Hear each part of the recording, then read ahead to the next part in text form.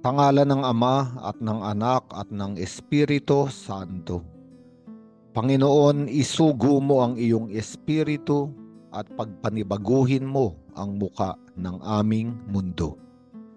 Ang ebanghelyo sa araw na ito ay mula kay San Marcos, Kabanata 10, talata 35 hanggang 45. At makikita natin dito na ang magkapatid na si Santiago at Juan ay lumapit kay Jesus at hiniling nila na sana ay makaupo sila sa katabi ni Jesucristo sa kanan at sa kaliwa kapag dumating na ang kanyang paghahari.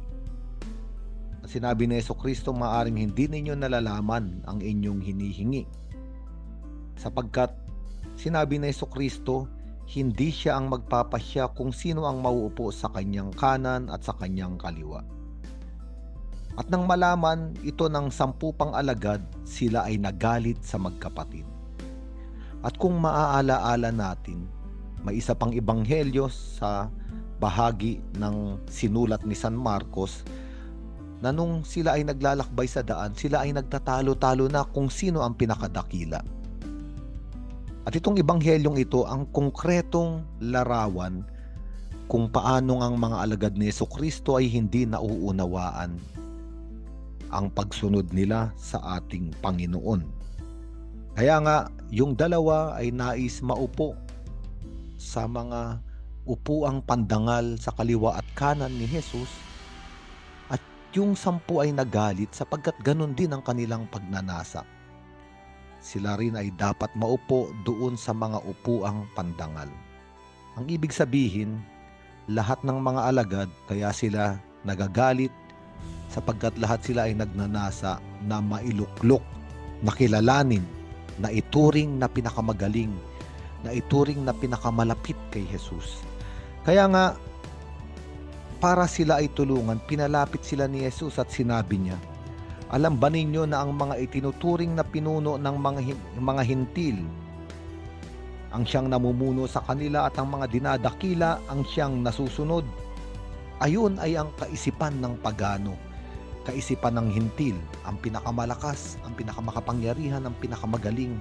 Siya ang nagpapasunod, siya ang namumuno, siya ang nasa taas.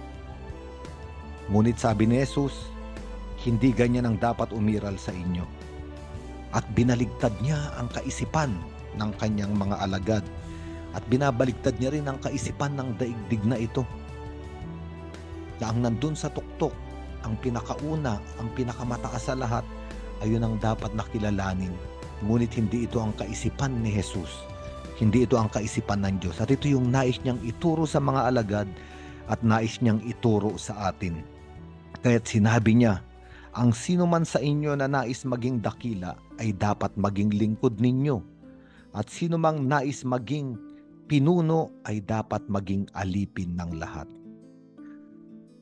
At sa isang salita, sinasabi ni Jesucristo, gusto mong dakilain, ikaw ay pumunta sa baba at maglingkod.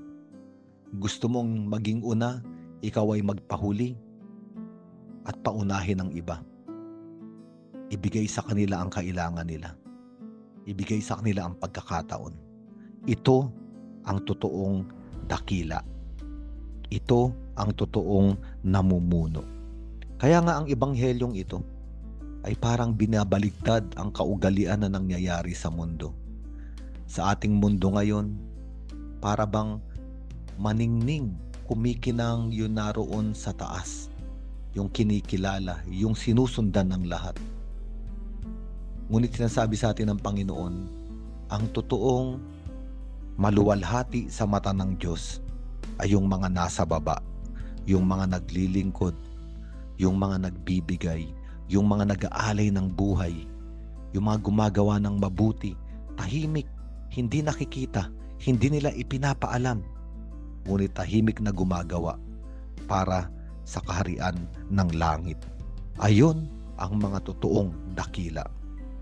Hindi nila pinapakita ang kanilang kapangyarihan, ang kanilang galing, ang kanilang kakayanan para pasunurin nila ang iba sa kanila. Sila ay mga lingkod at ang tangi lamang nilang gustong mangyari ay sumunod ang mga tao sa Diyos. Ito ang mga taong may kababaang loob. Para bang sinasabi nila, huwag ako ang inyong kilalanin, ang kilalanin nyo ay ang Panginoon. Huwag ako ang inyong sundan, ang sundin ninyo ay ang Panginoon. Huwag ako ang inyong sambahin, ang sambahin ninyo ay ang totoong Diyos, ang ating Panginoong Hesukristo. Kaya sinabi ni Hesukristo ang susi sa mabuting balita sa araw na ito. Sabi ni Jesus, sapagkat ang anak ng tao ay naparito hindi upang paglingkuran, kundi upang maglingkod at upang mag-alay ng kanyang buhay para sa ikatutubos ng marami.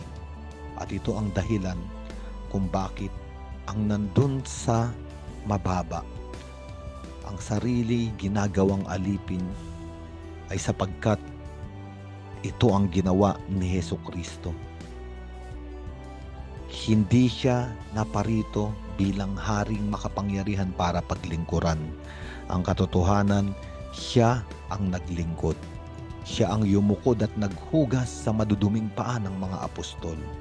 Siya ang yumukod at nagpasan ng krus para paglingkuran ng tao, ang taong alipin ng kasalanan ay mapalaya sa pamamagitan ng paglilingkod ni Hesukristo, at sinabi niya rito, sa pamamagitan ng pag-aalay ng kanyang buhay. Kaya nga, sa ebanghelyong ito, kamangha-manghang tignan, kamangha-manghang maunawaan, na kadalasan ang akala natin, tayo ang naglilingkod sa Diyos. Ngunit malinaw sa ebanghelyong ito, ang katotohanan, ang tunay na nangyayari, siya ang naglilingkod sa atin. Kung gigising tayo sa umaga, sapagkat naglingkod ang Diyos sa atin, binigyan niya pa rin tayo ng buhay. Sa tuwing mayroong pagkain sa ating hapagkainan, sapagkat naglingkod ang Diyos sa atin, binigyan niya tayo ng lakas upang makapaghanap buhay at dumating ang mga biyaya para sa tahanan. Sa tuwing tayo ay naliligaw, nagkakamali at nagkakasala, at tayo ay hihingi ng tawad, yumuyuko ang Diyos at naglilingkod sa atin. Pinapasan niya muli ang ating mga kasalanan, kinukuha niya muli ang ating mga kamalian sa kanyang sarili para ibigay sa atin ang kanyang pag-ibig.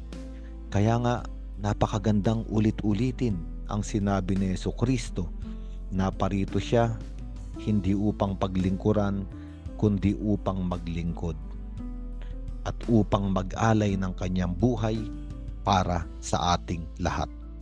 Sa ngalan ng Ama at ng Anak at ng Espiritu Santo.